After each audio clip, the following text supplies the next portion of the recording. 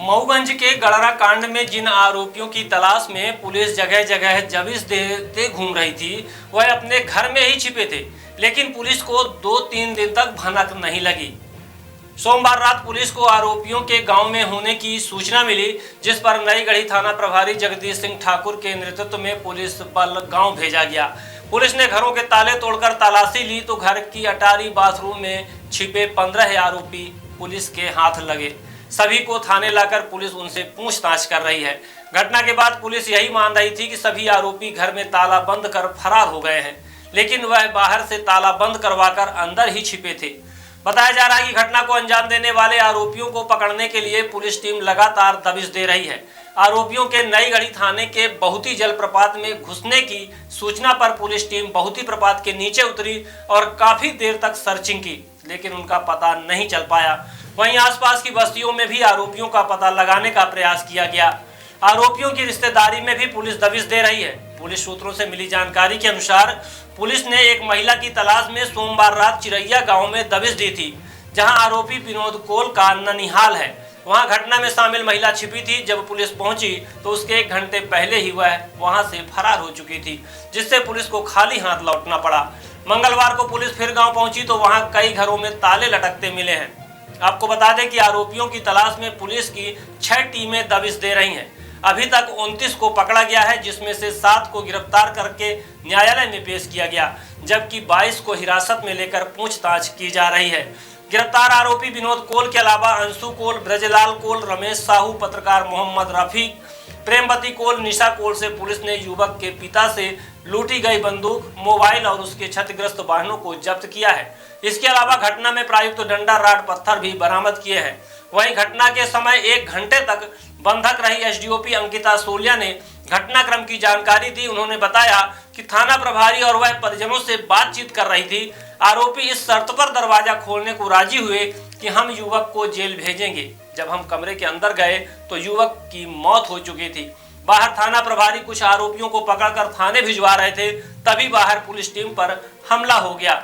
खुद के साथ स्टाफ और युवक के शव को सुरक्षित करने के लिए हमने कमरे का दरवाजा अंदर से बंद कर लिया तो आरोपियों ने बाहर से ताला बंद कर दिया। वे शर्त रख रहे थे कि पहले आरोपियों को छोड़ा जाए तो हम छोड़ेंगे। पुलिस टीम ने हवाई फायरिंग कर भीड़ को हटाया। अब सोचने वाली बात यह है कि एक तरफ पुलिस पिट रही थी तो दूसरी तरफ अपने आप को बचाने के लिए एसडीओपी कमरे में बंद कर लिया था। आइए आपको सुनाते हैं गिरफ्तार आरोपियों के संबंध में एसपी रचना ठाकुर और खुद के साथ युवक के शव को सुरक्षित करने की बात कहने वाली एसडीओपी अंकिता सोलिया का क्या कहना है। मऊगंज में इसका कोई असर नहीं है। मऊगंज पूरी तरह से मार्केट खुला हुआ है और यहाँ पर किसी भी तरह का कोई बंद नहीं है। माना जाए शांति है, पूरी तरह से यहाँ पर शांति है। ये माना जाए कि आरोपी ठोस कार्रवाई, बिल्कुल बिल्कुल बिल्कुल ठोस कार्रवाई होगी। अब तक कितने लोगों की गिरफ्तारी हो चुकी है? मैंने बताया ना, 29 आरोपी हम कर चुके हैं। आगे और भी संख्या बढ़ेगी। हाँ, अभी हम लोग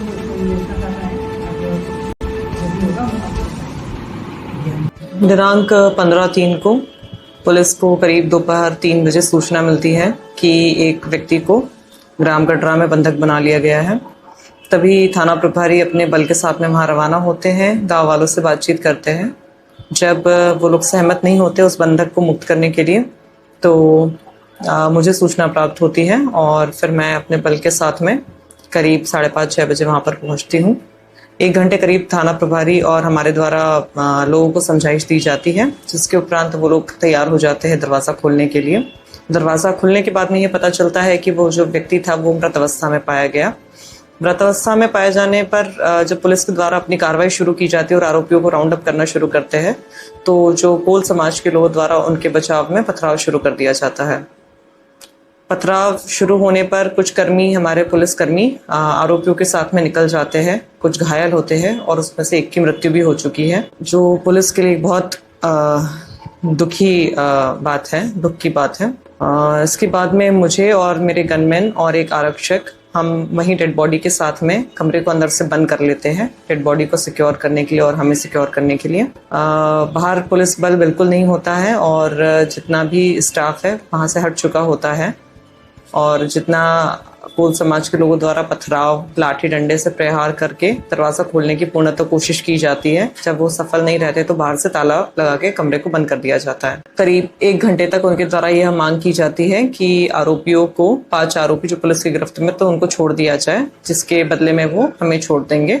परंतु सीनियर ऑफिसर्स का पूरा सपोर्ट रहा और पुलिस का यही निर्णय रहा कि पुलिस आरोपियों को कस्टडी से नहीं छोड़ेगी और पुलिस बल द्वारा सूझबूझ के साथ में हवाई फायरिंग करते हुए आकर के हमको वहां से निकाला गया और डेड बॉडी के साथ में जितना पुलिस बल आया था सबको सुरक्षित लेकर के वहां से बाहर निकले हैं। करीब आज तक पुलिस ने 26 आरोपियों को राउंड अप कर लिया गया है और कार्रवाई अभी जारी है, इंटरोगेशन जारी है। अगर आप भी बनाना चाहते हैं अपने सपनों के घर को लाजवाब, तो आज ही पधारे रॉयल प्लाईवुड।